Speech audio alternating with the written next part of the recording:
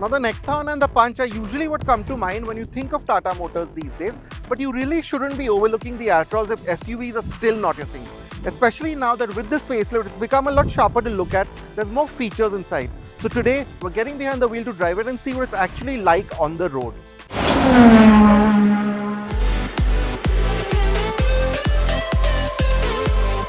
The Altroz was always a smart looking car, and this update adds a modern sharp edge to this. The front fascia has been overhauled with the heavily detailed LED headlamps and the new grille and bumpers that draw inspiration from the Nexon and Punch with their compact fog lamp housings and tough cladding. But unlike many other mid-life updates, quite a few body panels have been reworked. You have a new bonnet, fender and doors. This is most noticeable with the flush door handles on the front door. They give the Altroz a smart minimal look that's up to date, but these handles aren't the easiest to use. We also notice some uneven panels around the bonnet and the rear C-pillar door handle. The contrasting new alloys look good, but they could have gone up a size to be more proportionate with the rest of the design. At the rear, the boot has been reworked to fit the striking full-width lighting. It's probably the most attention-grabbing addition to the car and does more to give it a distinct premium look than anything else. Now we are driving the Altroz in its CNG version, and here Tata's twin-cylinder technology, where essentially they've taken that big CNG tank and split it into two smaller bits. I can show you that it's right here, hidden here.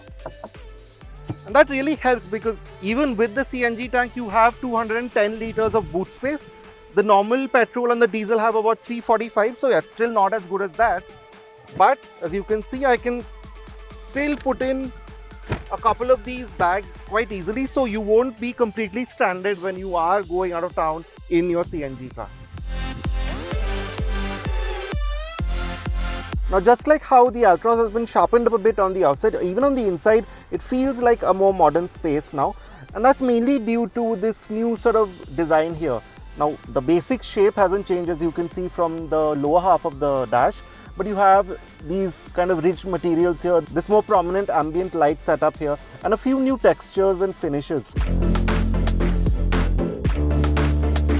A big differentiation comes with the screens. You now have the newest 10.25-inch infotainment from the Punch and Nexon here. Like in those cars, this unit is logically laid out and has quick responses. Most functions are a few taps away with the widget-based layout. The quick wireless phone pairing is a convenient touch as always. It also seems like many of this system's niggles have been sorted out. We didn't notice any glitches in the time we spent with the Altroz. Oddly, the full 10.25-inch instrument cluster is only reserved for the top petrol trims. The CNG and diesel versions get the smaller 7-inch unit. Aside from the LCD readouts, this arrangement works quite well. It's easy to toggle through, and we found the CNG chip information to be quite useful.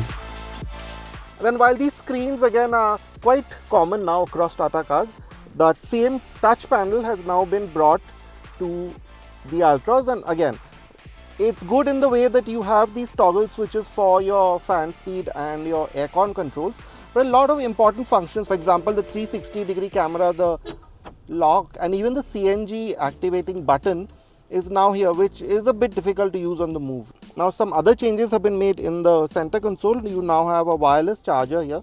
It charges quite fast, that's good. But we also think Tata Motors could have given us an electronic parking brake. That would have freed up a lot of space here. Now another change that has been made is the new steering wheel. Again, it's very similar to what you find in, say, the Nexon and the Punch. So yeah, and while we do like the feel of it and the way it is to hold, especially the two-spoke design, some of the buttons can be a bit difficult to use on the move, like we noticed in the Nexon, but I must say that Tata seems to have reworked the horn pad and it's a bit easier to use now from earlier. The Altroz's Alpha architecture has always been space efficient, so that continues unchanged. You have the 90-degree doors that make life easy, but there's also great storage space in the door pockets and massive glove box. These can hold large bottles and other items easily. Another good addition is that of the 65-watt Type-C charging ports front and back. Now while Tata Motors has been improving the quality and fit of its cars, you notice that the Altroz has a few lesser rough edges than, say, what the Curve had that we drove a few months ago. There are still a few uneven bits. As you can see, this kind of doesn't quite align.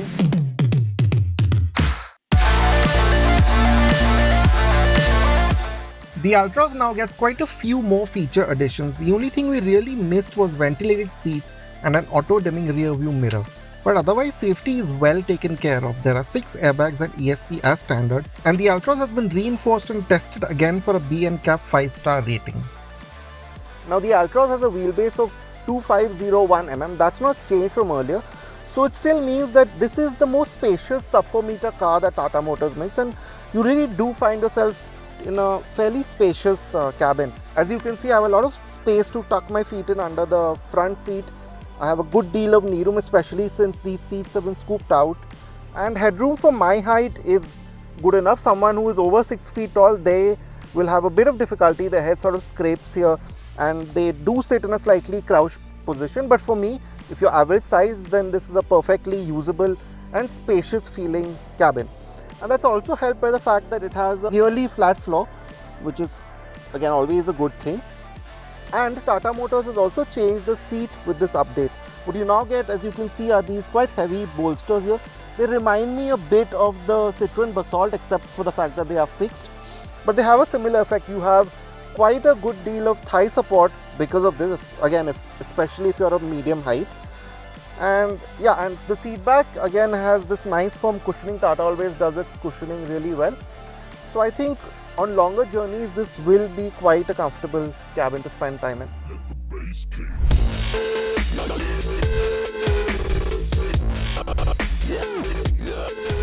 The Altroz continues with the same powertrains as before. There is a naturally aspirated petrol which makes 88 PS and 115 Nm and is paired with a manual, a DCT or a new AMT gearbox. But we spent our time in the CNG version which makes 74 PS and 105 Nm and can be had with a manual only. We also drove the 1.5 diesel that puts out 90 PS and 200 Nm, again available only with a 5-speed manual.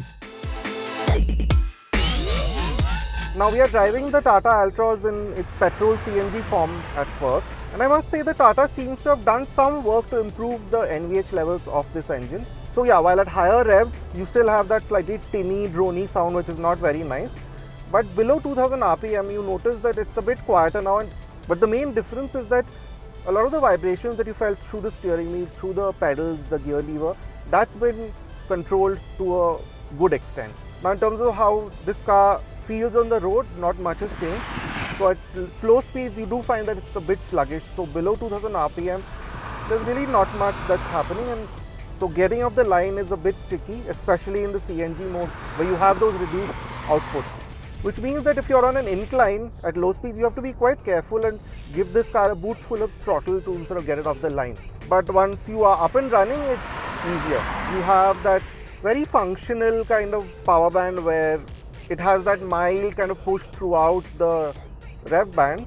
So yeah, it's not engaging or entertaining, but you do notice that, say, when you come up to a speed breaker or something, you can take it in second gear. So it's quite practical in that sense. So if you are new to driving or new to manual gearboxes, whatever it is, you can get used to it.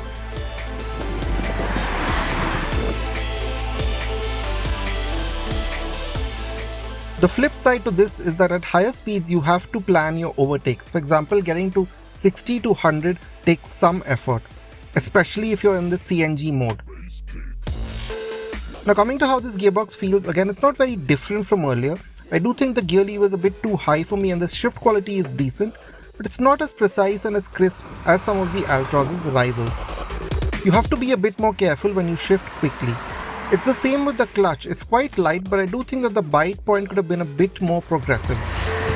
The gearbox on the diesel behaves similarly, but the added torque seems to make getting off the line easier and makes the clutch feel more progressive even if it's a bit heavier. But I must say that one of the strengths of the Altroz was its ride and handling character, and that has not changed. This is still a very mature, a very tied down car to drive. I think the steering feels a bit more direct. There used to be a slight delay in its responses earlier. That has been taken care of, it seems like it. So while it's not the most sharp steering on a winding stretch of road or even in city driving, you do find that you feel a bit more connected to the road. Architecture, we already know this to be quite a robust one or something that handles well. So that again is taken over from the last version, where you do find that the Altroz corners flat, it's confident, it tucks into corners nicely, neatly, predictably. So it's actually a fun car. If it had a more enthusiastic engine, this would be quite a nice car to drive. At low speeds over broken roads, the Altroz has a slight degree of firmness, which I think has been improved a little bit from the last version. This translates into a lot of confidence at higher speeds, which hatchbacks of this size lack. On broken roads, as with most Tata cars, you have that tough, solid feel, so you can take these patches without having to slow down or worry too much.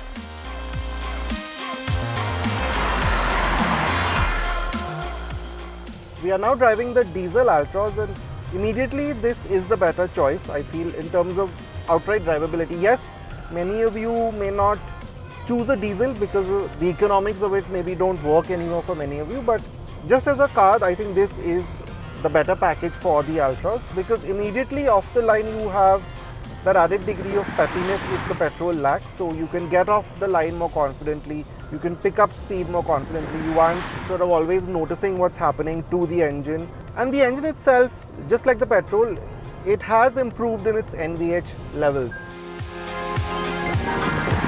So the advantage that you have with 200 Nm of torque is very clear as soon as you start opening up this engine. So whether you're in traffic or on the highway, it's just easier to hold speeds, to pick up speeds. You very quickly can reach 100, and the tractability that I spoke of in the petrol is enhanced further here. With that diesel torque, what you do find that even in fourth gear you can sort of crawl from 40 right up to 100, which in the real world means that in stop-start traffic you will need to change gears a bit less often. It's a bit less of a hassle to drive the diesel. So if you are a bit more of an engaging driver, then this could be the pick for you. And if you do longer trips, or if you like doing road trips with your car, then as a first family car, this diesel Altroz makes a lot of sense. You can just keep going, keep munching down miles. The Altroz does many things well as a family hatchback. It looks smart enough now to hold up to the presence of the similarly sized SUVs it competes with, and the features list is almost at par with them too. We do wish the CNG drivetrain and gearbox were more refined and some of the fit was better, but the Altroz continues to be a solid, spacious car with great comfort and dynamics. The many drivetrain options help with this, and the pricing feels logical too.